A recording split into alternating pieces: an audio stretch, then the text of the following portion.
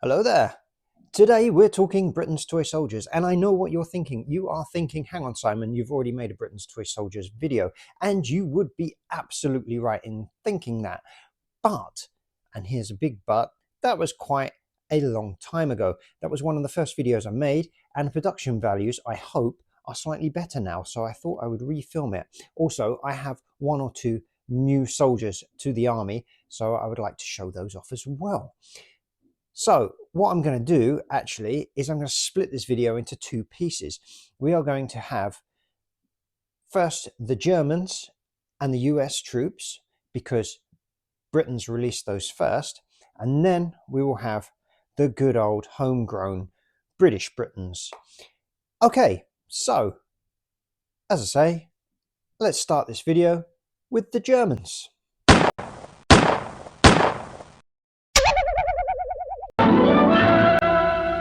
This is the real stuff. Captured German film showing their automatic weapons in action. These are the weapons we're up against in the European and Mediterranean theaters of operation. But we've captured not only the film, but the actual weapons and ammunition. So I'm going to start off with these two guys. These were from the first wave of figures that Britain's released. So I'm missing the other four, but hey, that gives me something to collect in the future, doesn't it?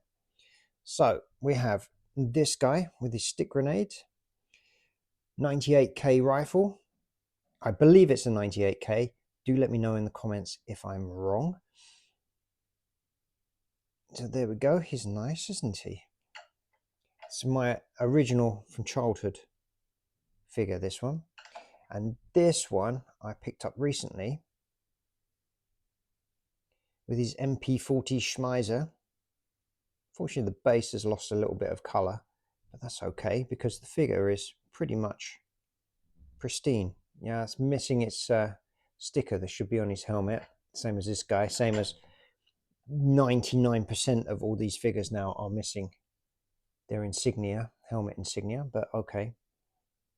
That's all right because, as I say, he's in really good condition. Always reminds me of Where Eagles Dare, Clint Eastwood, with his endless supply of bullets and his MP40. Anyway, so there you go. That's the first two figures.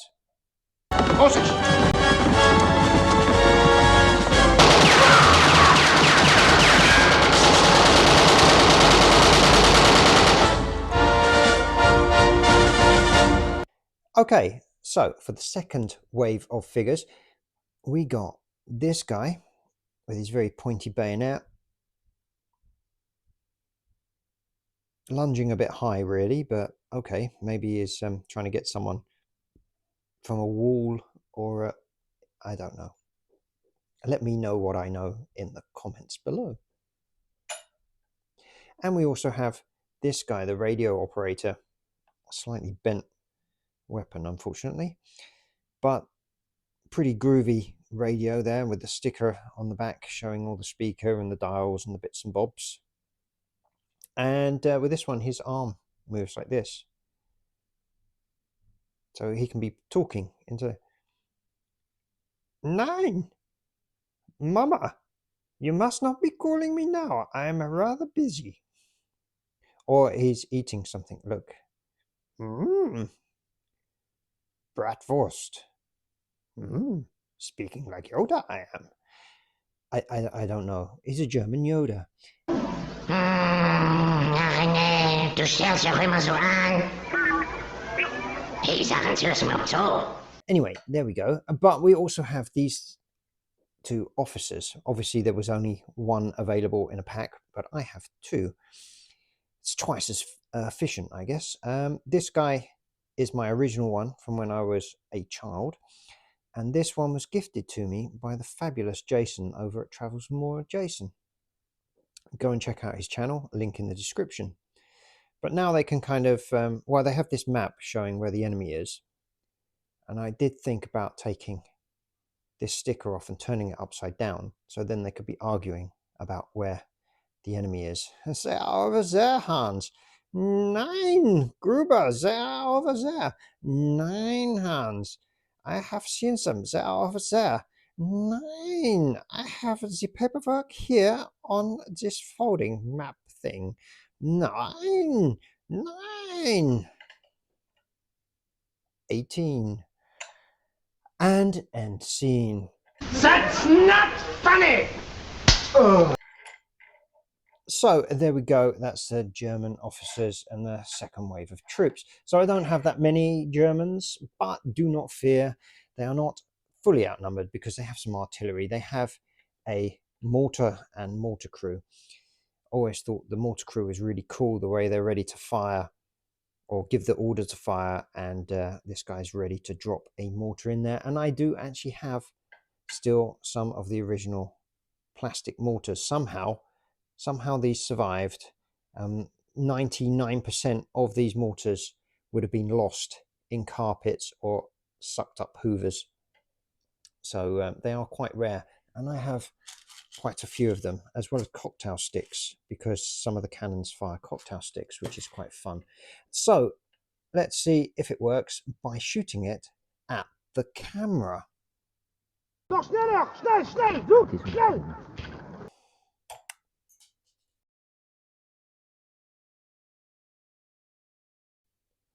Did you hit the camera? I am not looking.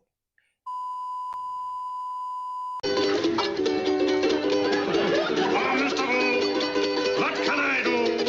I've got to do.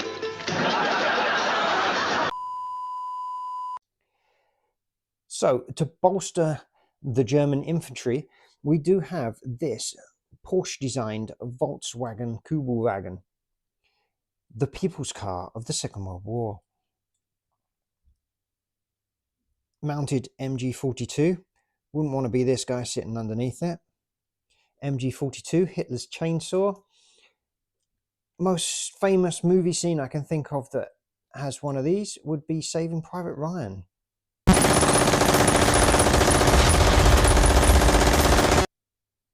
And I don't think anyone would want to be on the other end of what this thing could do.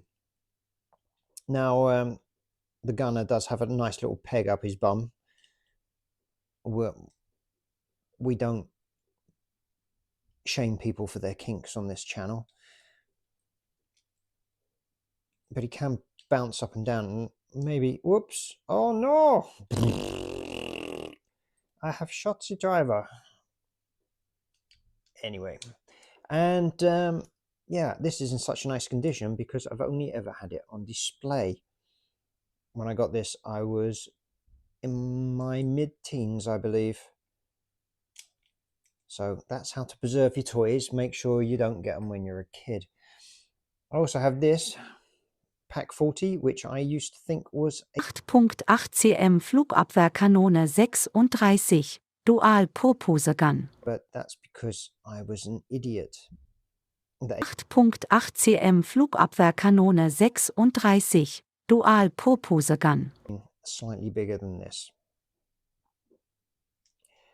But this is a very lovely looking weapon, as much as a anti-tank gun can look lovely. It does have this elevating mechanism here. Unfortunately, the spring is a little bit soft now, so it doesn't really hold. You can load it by pulling this back, pulling the breech up, and yes, I do have a plastic shell for it also, and we can push that in there. And now I guess we have to fire this one at the camera as well. See what happens. Now, of course, firing a Pack 40 is not an easy thing.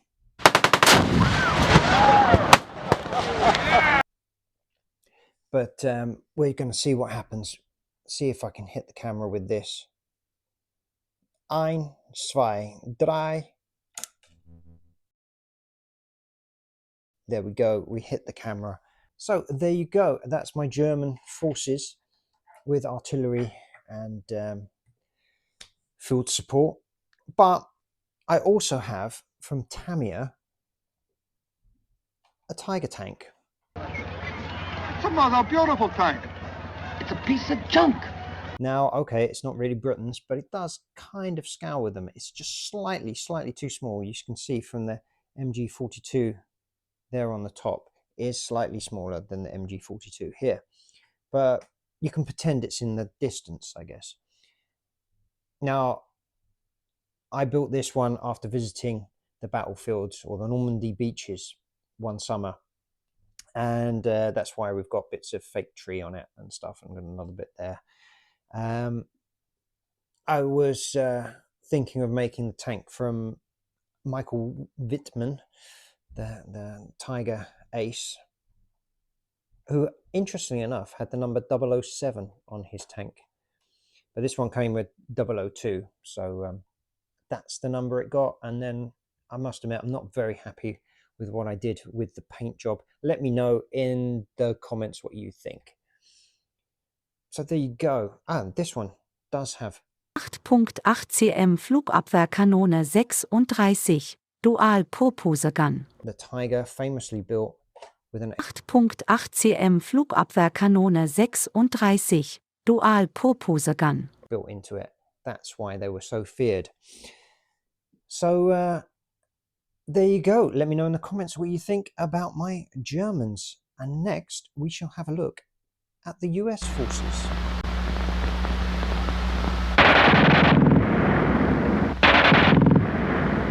You're in this man's shoes. You're ready, but you've never faced enemy fire.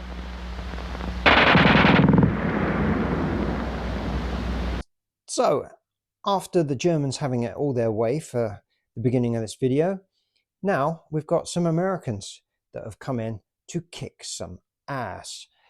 You can't give the enemy a break. Send them to hell. Now, I have here at the front first release figures. I have here in the middle sort of second release figures, and here at the back second wave figures. So what I mean by that is you can see these have this taupey sandy base. Now the actual original release of these figures had red bases. They're very, very rare. I've never actually seen any other than whilst doing the research for this video. So if you've got any American troops with red bases, you've got something very rare, my friend. Quickly, I think that Britons decided that was a mistake because it looked like they were walking around in blood, I guess. So they gave them these sandy bases. Then I think they realized that not everyone would be fighting in the desert or on a beach. So they got these green bases, which are much more common, as you saw by the German soldiers. Every German soldier I've got has got a green base. They did carry on sort of the taupey sandy bases for the 8th Army Desert Rats and for the Africa Corps figures that they made. But that makes sense because then they were in the desert, right? Unless they were fighting in an oasis in the desert, then. But anyway, whatever. So yes, as I was saying, these guys were the first release. Now you can tell the difference between a first release and a first wave, and a second wave by, if we take this guy, you can see he's got sort of posable arms, and it's two different molds. So you have this part of the body and this arm be one mold, and this arm and the gun is a second mold. Later on, in 1981, when they released these guys, you can see it's all one mold now. So a bit of a money-saving exercise there by Britons. So posable arms, first wave, all in one mold, second wave. So let's have a look at these guys then. So here we have this guy with his M3 grease gun. I believe that is. It does look a bit like a Sten gun, but we know it's not a Sten gun because the magazine's going in from underneath and it's not coming out the side. So that's definitely going to be a grease gun. 45 caliber machine gun. Pretty awesome stuff, as long as you're not on the other end of it.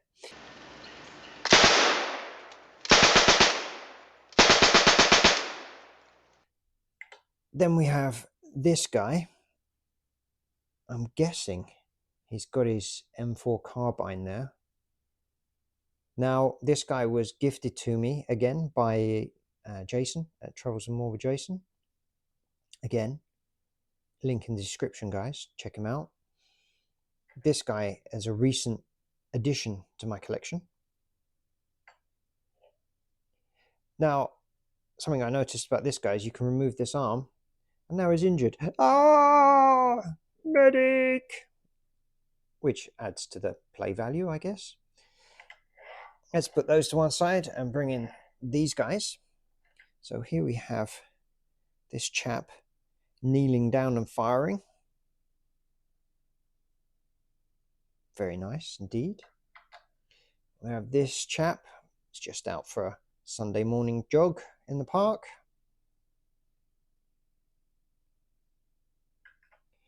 And we have this guy standing. I'm not quite sure what that action would be. It almost looks like he's moving into this action, doesn't it? First he was standing like this, and then he was standing like this. Let me know in the comments what you think. Hey, this guy still has his star on his helmet. I do believe this... No, not this guy. One of the other guys also had a star on his helmet. Or not? No, I'm wrong. I only have the one still with the star on his helmet. So there you go.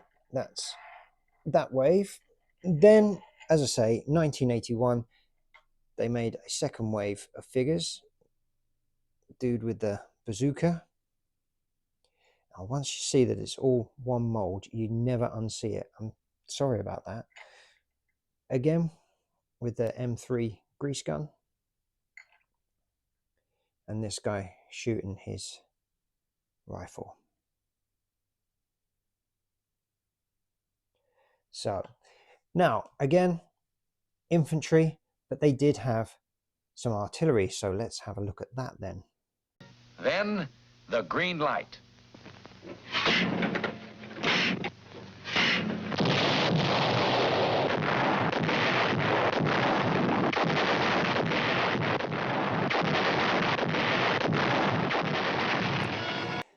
So the US forces did get some infantry support via this Willys Jeep,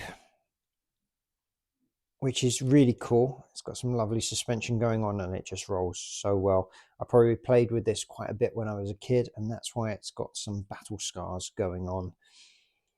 Now it comes with standard diamonds for headlights, which is really cool.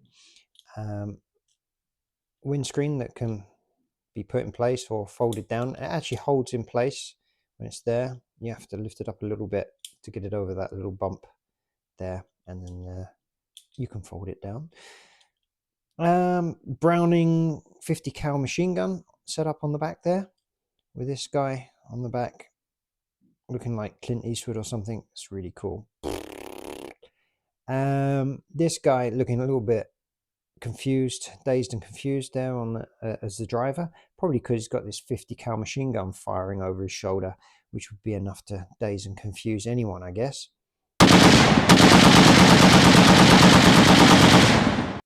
So yeah, really like that. Really cool. It's my favorite Britain's vehicle that I currently own. Then we have 25 pounder, which I always thought was a British artillery piece. Let me know in the comments if you know better. This actually hooks up onto the back of the Jeep like so it can be towed into battle if required.